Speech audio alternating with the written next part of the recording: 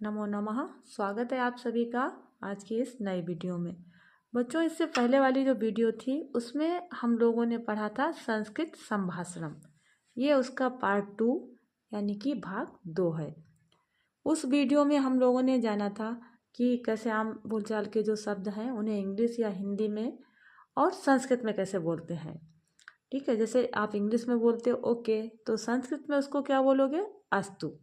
ठीक है, यदि आप इंग्लिश में बोलते हो डोंट वरी या हिंदी में बोलोगे चिंता मत करो, तो संस्कृत में बोलोगे चिंता मास्तु, एक्सक्यूज मी, माफ़ कीजिएगा। और उसी को संस्कृत में कैसे बोलोगे? क्षम्यताम। इस प्रकार के कई शब्दों को या वाक्यों को हम लोगों ने जाना था कि कैसे किसका नाम पूछते हैं। तो उसी के आगे आज हम लोग कुछ और महत्वपूर्ण शब्दों या वाक्यों को जानेंगे। आइए वीडियो शुरू करते हैं। वीडियो को पूरा जरूर देखिएगा और इन शब्दों और इन वाक्यों का प्रयोग भी एक बार आप करके जरूर देखिएगा।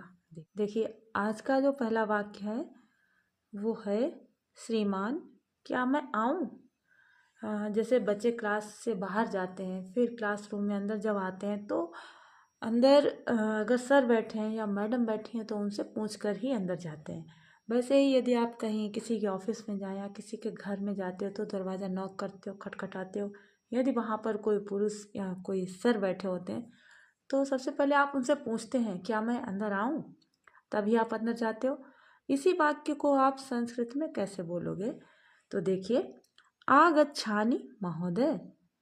यहाँ पर ये लोट लकार और उत्तम पुरुष एक वचन का प्रयोग हुआ है कि श्रीमान क्या मैं आऊँ का स्त्री और पुरुष दोनों के लिए ही वाक्य हो जाएगा कि आगच्छानि महोदय।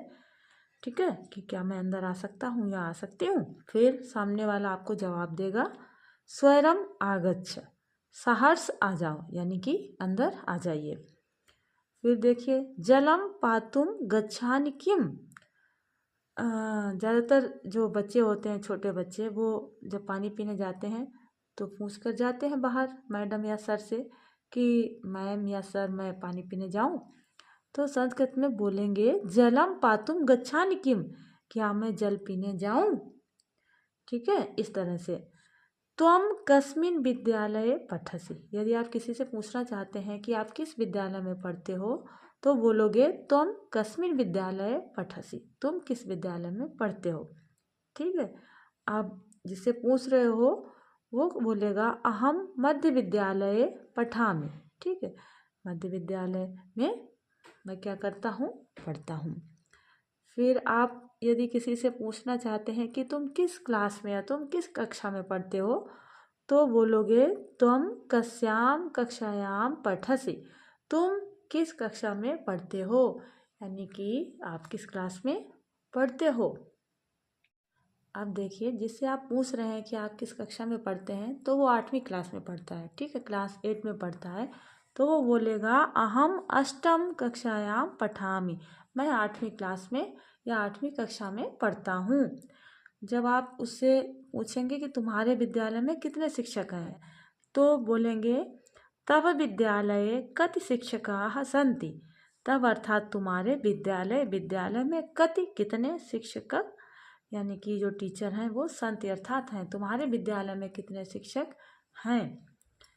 फिर वो मान लीजिए बताना चाहेगा कि मेरे विद्यालय में इतने इतने शिक्षक हैं तो बोलेगा मम विद्यालये 10 शिक्षकाः सन्ति। अब किसी विद्यालय में 10 भी हो सकते हैं, 12 भी हो सकते हैं, 15 भी हो सकते हैं, 5 भी हो सकते हैं, तो यहाँ पर आप संख्या वैसे ही लिख सकते हैं। तो मम विद्यालय 5 या 12 शिक्षकाः सन्ति। ठीक है, मेरे विद्यालय में 10 या 12 शिक्षक हैं, ऐसे आप बता सकते हैं। यदि आप किसी से उसके पिता का नाम जानना चाहते हैं, पूछना चाहते हैं, तब बोलेंगे तव पितुः नाम किम। तब अर्थात तुम्हारे पिता का नाम क्या है। ठीक है, अगर सामने वाला आपको अपने पिता का नाम बताना चाहेगा तो कैसे बताएगा? बोलेगा मम पितुः नाम, अब यहाँ से ही ले लीजिएगा, तब से हो जाएगा तुम्हारा, और जब कोई उत्तर देगा तो बोलेगा मम पितुः नाम श्री रविदासः अस्ति। अब यहाँ पर जो भी आपके पिताजी का नाम हो वो बता सकते हैं। ठीक है, तो उसने बोला कि मेरे पिताजी का नाम श्री रविदास है।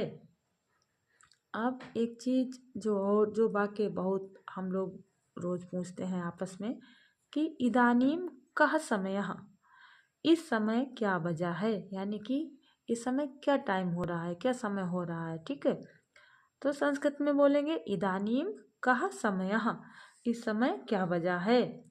अब अगर मान लीजिए 3 बजा तो बोलोगे इदानीम त्रिवादनम अस्ति, अभी 3 बजे हैं।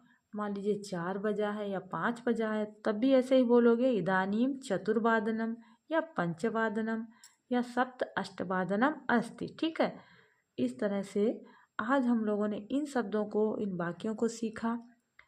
आगे जब हम लोग समय की बात करेंगे, समय को कैसे संस्कृत में मतलब पढ़ते हैं, बोलते हैं, देखते हैं घड़ी को, तो वो अगली किसी वीडियो में हम लोग देखेंगे।